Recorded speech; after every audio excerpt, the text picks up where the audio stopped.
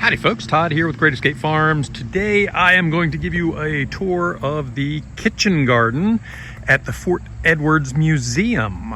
And we're going to go over all the different plants, or many of the different plants that are in there, discuss the uses, which are food and medicinal and utilitarian. But first, let me explain this place. So inside actually is a museum where they have lots of different information about the time period. And the time period was 1754 to 1763. Again, it was the French and Indian War in North America. They have lots of maps around their grounds here. Nice little picnic pavilion, again, museum inside, and they also have a walking path back in this area, and this is the location of the original fort, and the fort is off over here. They have a replica off to the side here that you can take a walk out and see. But again, the focus of today is this kitchen garden. So we have some grapevines along the top here, doing a makeshift fence, trying to keep the deer out. And for the most part, that has been successful. Around the outside is just some information on various different plants, going over the different types of plants and some of the habitats and everything of the different plants. But today we're going to go inside and take a look around. So this is the Fort Edwards kitchen garden, and it is maintained by the Hampshire County Master Gardeners, of which I am one of. So we come out and we put mulch down in the spring. We plant different plants. There's a lot of perennials in here, but we also put some annuals in. You can see some marigold right there as an annual. And we weed it and we maintain it. We come out and we give tours at various different times and explain different things about the plants, as I'm about to do with you here in a moment. And with that, let me explain how I'm going to do this. So I'm going to cover the individual plant, explain a little bit about it. If it has medicinal properties, I'm just going to cover the herbal actions, unless it's known specifically for something like Comfrey, helping heal bones or something like that. But for the most part, I will just cover the herbal actions, and you can check out the herbal actions and see what that means to you. So with that said, this is called stone crop. It's in the sedum family here, and it is a substitute for what we know now as aloe. Aloe helps with burns and stuff like that, and the poultice from the sedum will do that as well. Right next to it here we have bee balm. So this, I believe, is scarlet bee balm, and it has multiple different purposes. So I very much like the petals of the flower in salads. It has a very, very peppery, spicy flavor to it. And during the time period of this particular garden, they use the leaves for tea. And just a couple years after the French-Indian War was over, the Boston Tea Party happened, and they ended up using this particular plant, the leaves of it, for Oswego tea, because they couldn't get the tea from Europe anymore. So moving on, over here we have a plant called Tansy, and Tansy was used as a medicinal for a dewormer and stuff like that. And it was also used to dye soldiers' clothes. So it has yellow flowers, and the green leaves were also used as a dye. Next up, the plant we were just talking about, which is Comfrey, has many, many uses. During the particular time period that we're talking about here, it was used in salads as a leafy green. It's also used, its nickname is bone set, and it helps bones heal faster. It helps wounds heal faster. Has a lot of different things that it can assist with, and I will include the herbal actions in there. Here's another one right here, which is not flowering. If it was flowering, you'd recognize it a lot more, but this one is just common yarrow. And yarrow has white flowers, and it is very astringent. So it is most known for if you have a cut or something that's bleeding and won't stop. If you crush it up and make a poultice out of it and put it on, the astringency is tightening, and it will tighten that wound and actually stop it from bleeding. Up here, our master gardeners, matter of fact, I'll do that as soon as this video is over. We need to get the seed heads out of here. This is garlic chives, and the flowers were great earlier for pollinators, but these seeds, every single one of them will be viable. You can see the little black seeds in there. When they drop, each one will form a new plant, and to save us from having to do too much extra weeding this spring, we need to cut the flower heads off and get them out of here. But the leaves, and the way you tell garlic chives from onion chives, it almost looks like grass because it's very wide, and whereas onion chives are more round and look like the head of an onion. But it has kind of an onion and garlic flavor, and it was used primarily for culinary purposes during this particular era. This particular plant here is called Horehound, and it looks like it's been either trimmed or chewed up by something. It was a little bit larger than this just a couple of weeks ago, and it is used primarily medicinally. You can eat it, but the flavor is kind of vile, a little on the foul side. It's very, very strong and tough to take. It is used primarily in a cough decongestant and stuff like that in this particular time frame. Moving over to this side, we have black-eyed Susans or brown-eyed Susans, and these, during this particular period of time, they didn't have a Walmart or anything to go to for decorating, so they used a lot of cut flowers. So black-eyed Susan was one of the plants that they used for cut flowers, and it also has some medicinal aspects to it. Down here we have Nasturtium, and Nasturtium is an annual. It is not perennial, and let me pull this off. So if you notice, I have a flower and a stalk, and let me come over here and I'll separate the two. Okay, separated. So the flower has kind of a pepper mixed with radish flavor to it, and it is very good, very spicy, very pretty in a salad. The stalk of the flower actually has a horseradish taste, and it can add a lot of zing, and being as how it's green, mixes in with the flour, and you don't even notice it in there, but boy do you notice it when you're eating on it. Over here we have walking onions. Some refer to them as Egyptian walking onions, some refer to them as other kinds of different walking onions, and the theory, or what it does is it grows little like bulbs on top here, and the bulbs, onion bulbs, and the onions or the bulbs get very, very heavy, and it weights the plant over and it touches down, and wherever it touches down, those bulbs will set root, and basically the plant just walks on along. Let's see, we have some rhubarb here. Rhubarb was used a little bit during this time period. It was actually in the 1800s when it really was crossbred and it got its notoriety, and the culinary uses came out in it. So the leaves and the root and all parts of the plant except for the stalk are poisonous, so you don't want to mess with it too much, but the stalks are commonly used today in a lot of different culinary aspects. So this is Siberian iris, and Siberian iris is used as an insecticide. So the roots they're ground up, and it kills bugs. And you know what else? If you eat large quantities of it, it's either going to make you throw up or it's going to kill you too. So it is poisonous, but it's the type of iris that has the purple flowers and very, very pretty, but you can mix it up and use it to kill bugs, but you don't want to be munching on that at all. This particular plant is called motherwort, and it is useful for many, many different medicinal herbal actions, and I'll list those in a moment. But being called motherwort, anything wort, W-O-R-T, is usually medicinal in some way, and in front of it they say what it is. So motherwort, it's used for females as they are going through puberty and having issues with hormones. It is used with belabored or issues with PMS. It's used with menopausal, so a lot of different women's issues. This can be used to not so much to treat or anything, but just to help ease and make it more manageable.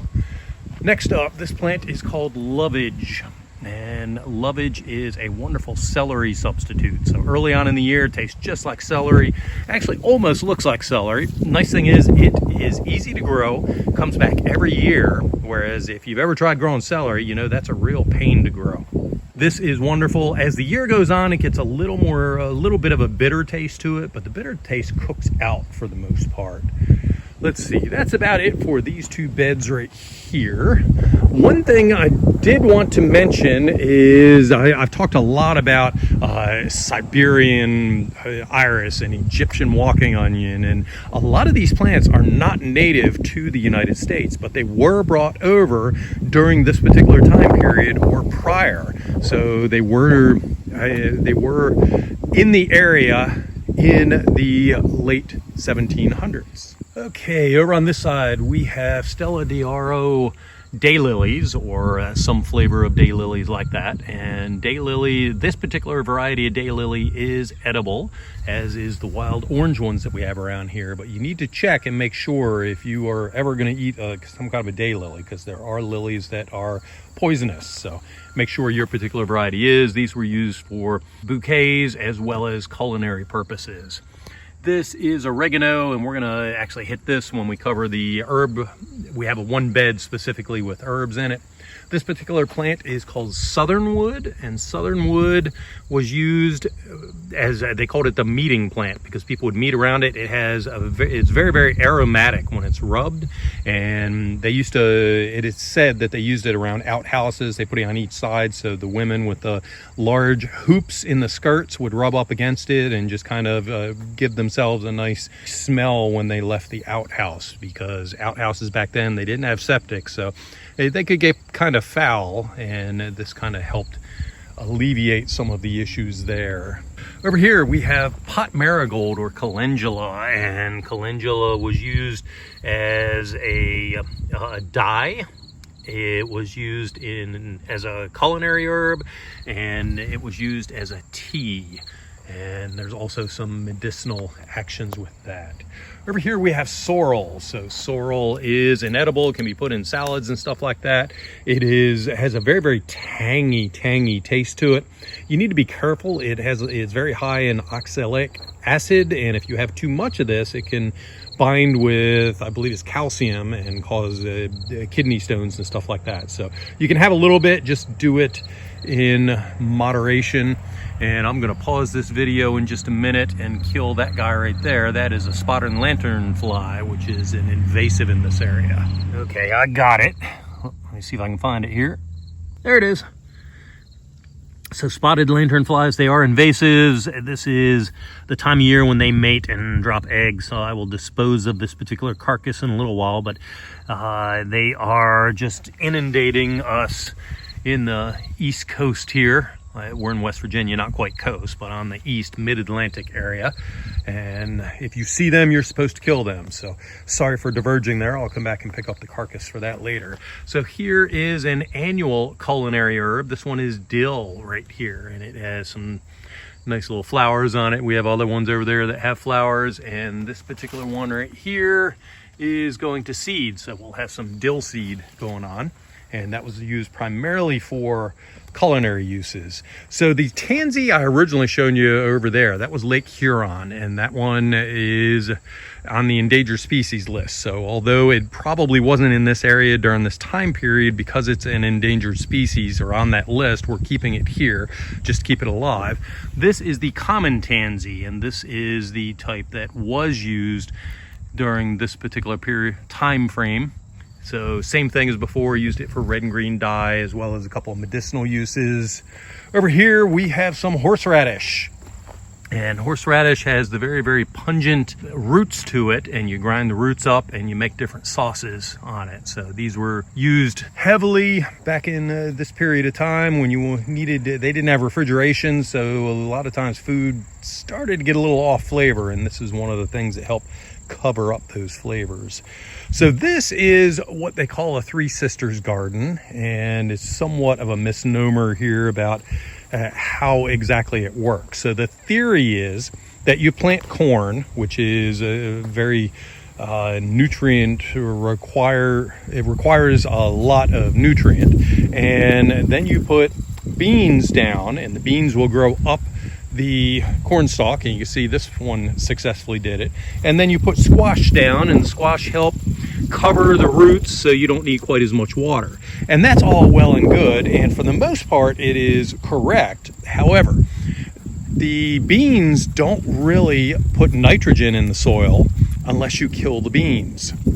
So just by letting them grow out, it's not dropping nitrogen in the soil. It's only when you kill the bean or take the fruit off, take the flowers off before it fruits, and that's when it releases the nitrogen in the soil. So just growing it out and getting a harvest from the beans is not going to put nitrogen in the soil. So let's see, back here, tobacco. So we have some pretty tobacco plants. Again, this is an annual, very, very pretty. The folks in this particular time period did use tobacco. However, the only thing that I can find that they used it for was enjoyment. So I really can't find a whole lot of information backing up any kind of medicinal herbal action or anything. So if you have any comments on that, go ahead and please add them in the show notes. Let's see, back over here we have more Nasturtium, Tansy, some regular marigolds, Comfrey, everything we've covered here. This was dug up and it was done a little bit earlier. I would have left it for a little while, but these were called Jerusalem artichokes. Jerusalem artichokes are native to this particular area. They do have tubers, and the tubers will be in the ground all summer long or all winter long. There's one right there. And you can use that kind of like a potato substitute. So anything you would use a potato for. It's very, very high in inulin, and it just stores in the ground, so you don't need refrigeration. Anytime you can work the ground, you can dig it up and eat it. Just got to be careful because the inulin upsets the gastrointestinal tract a little, and it can give you some gas, if you will. These are onion chives, and again, a great pollinator attractant. It has purple flowers in the June-July time frame. And if you remember when we showed garlic chives, they look like grass. This one is hollow in the center and looks just like small onion tops. And these are used for eggs and a number of different things. So a lot of culinary uses with that.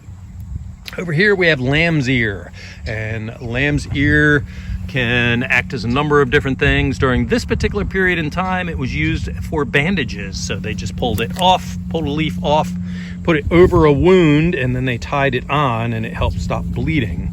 And nowadays, if let's say Walmart runs out of toilet paper, hey, guess what? This will work and won't hurt any of your parts. This plant here is well known to many. This is spearmint, kind of growing up tall here, and it was used for teas and to freshen the smell of rooms and to make different gums and confections and things, and just a lot of culinary uses. In here we have a lot of different herbs, and most of the herbs are from the Mediterranean region, and they were brought over by the Europeans about the time that this garden would have been used and put in. And it was used primarily as culinary herbs, although they do have many medicinal actions. So we'll start right here. This particular plant is sage. Most people know what sage is. There's some more mint, and if you know, mint grows, it just spreads all over the place. So we have two different types of oregano in here, and again, culinary and medicinal uses. Over here we have lavender, and lavender was used for the pretty little flowers here. And they used the flowers, they dried them, and they put them in beds to dispel bed bugs, and they use them in teas and a lot of different flower arrangements and things. So a lot of prettiness comes with the lavender. Here's some thyme, and it was again primarily used for culinary purposes. Over here, not a perennial, it's a biannual, but this is parsley, and parsley will grow low the first year. Second year it'll send up a flower stalk, seed, and then die off. So, but it was primarily used for culinary purposes. Over here we have catmint, and used similar to catnip, a little bit different, but used primarily as within teas and as a medicinal. Over here we have two different plants growing together, so you can see hopefully you can see the leaf difference between that one and this one. This one is a little more shriveled on it. So this one right here is spearmint. We already covered that. This one is lemon balm, and it has the flavor of lemon balm or lemon head candies, and very, very delicious. It can be used in teas and different culinary uses, and it is in the mint family. And this is purple coneflower, also known as Echinacea. And again, it would be used medicinally as well as for the flowers and just for bouquets and stuff like that. And last is this one, which is looking a little long in the tooth. We are in October here, and this one's ready to go to sleep. This is an herbaceous perennial, so it will die back to the ground, but will come up via the roots next year. And this one is called Anise Hyssop. It attracts lots and lots of pollinators with its beautiful purple flowers. It has an anise or a black licorice flavor to it, the leaves do. And it is an edible, used in salad or just plain out of hand. It is a great herb to have around. And real fast, or as fast as I could, this is the Fort Edwards Kitchen Garden in Capon Bridge, West Virginia.